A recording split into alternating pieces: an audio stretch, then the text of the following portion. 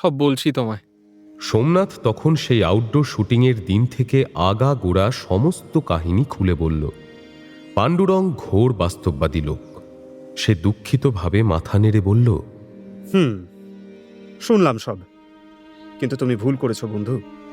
দেবীর মনোবাঞ্ছা পূর্ণ করলেই ভালো করতে, তাতে চাকরি যেত না, বরং উন্নতিই হতো। সে আমার দ্বারাই হতো না পাণ্ডুরং।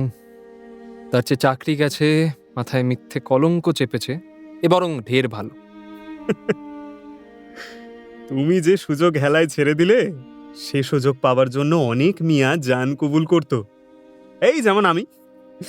কিন্তু আমার পাথর চাপা কপাল, আমাকে দেখলে দেবীদের হাসি পায়, প্রেম পায় না। কিন্তু সেসব ছাড়ো, এখন কি করবে ঠিক করেছো? কিছুই ঠিক করিনি, চুপ করে বসে আছি। আমি ঠিক এটাই ভেবেছিলাম। চলো আমার সঙ্গে। কোথায়? আমার জানাশোনা কয়েকজন প্রডিউসার আছে, তাদের সঙ্গেই দেখা করিয়ে দিই। তোমার চেহারা আছে, কাজ ঠিক জুটে যাবে। পাণ্ডুরং, কি হলো? তুমি এভাবে প্রকাশ্যে আমার সাহায্য করলে তোমার অনিষ্ট হবে না তো?